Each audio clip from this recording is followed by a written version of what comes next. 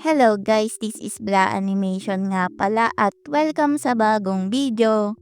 Tanong ko lang sa inyo, sino sa inyo dito yung mahilig sa candy pero tamad mag-toothbrush? Kung meron man, edi welcome sa story na to.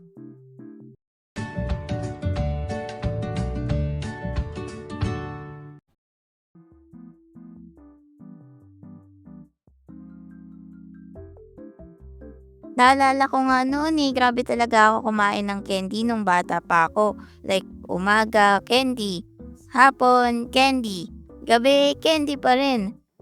Kasi guys, ang dami naming candy dati. Kasi si Papa nagtatrabaho siya bilang delivery man ng mga candy products sa mga grocery. Tapos yung mga bad order, pwede nila bilhin sa mababang halaga.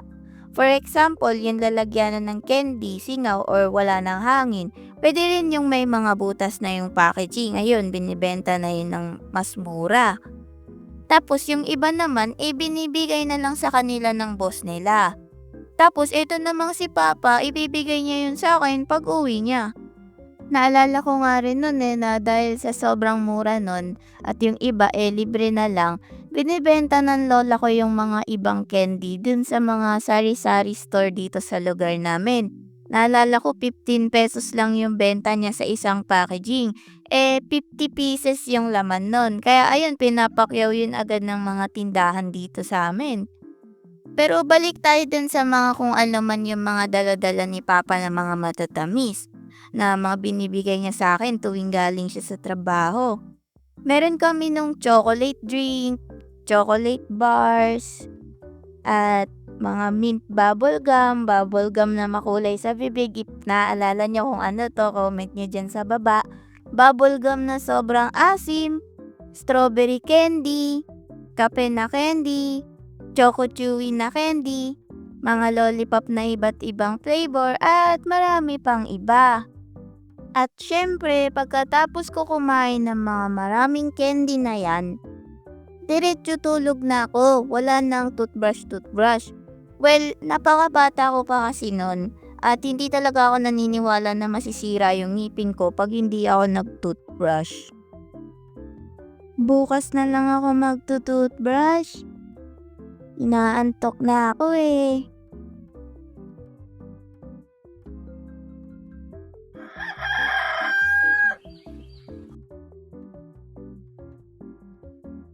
At ayun guys, kinabukasan sumapit na nga yung araw na napansin ko parang may kakaiba na sa ngipin ko.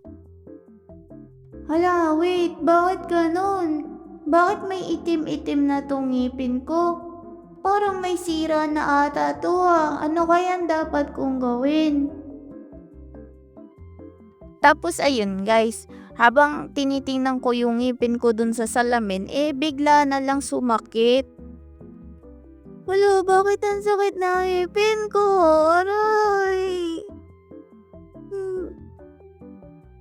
Oh anak, ano nangyari sa'yo? Bakit ang bagal mong kumain? Mama, masakit po ang ngipin ko. Ha? Ilang araw na bang masakit yan? Di ko po alam eh. Mama, ano pong dapat kong gawin dito? Mamamatay na ba ako? Anong mamamatay? Hindi Kung ano-ano na namang iniisip mong bata ka, pwede naman yan tanggalin. Ha? Tatanggalin? Paano yun? Pero ayun guys, nagtry muna kami ng pang-alis ng sakit ng ngipin ko. Para kahit papano mawala o mabawasan yung sakit. Nilagyan ni mama ng yelo yung pisngi ko. Tinali niya yung bimpo sa mukha ko para nakakabit lang yung yelo sa pisngi ko. Tapos pinahiga niya lang ako na elevated yung ulo ko para hindi daw mapunta yung dugo daw sa ulo ko para daw hindi masakit daw yung ngipin ko. Ganun sabi niya eh. Sa wakas, gumaan kahit konti.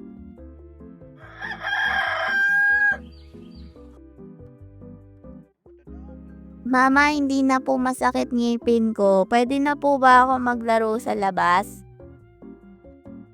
Hindi pwede yan. Pupunta tayo sa dentista ngayon. Dentista?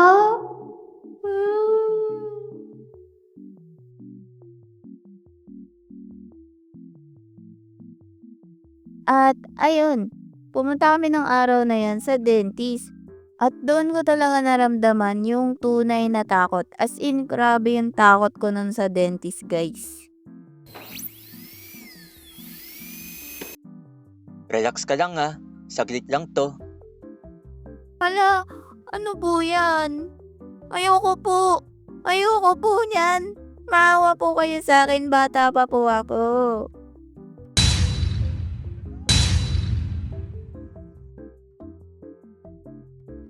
Okay lang yan, nak. Mabilis lang yan. Okay, tapos na. Ha? Yun na po yun. Di naman pala masakit. Kala ko masakit, natatakot lang pala ako. Oo, mabilis lang talaga yun.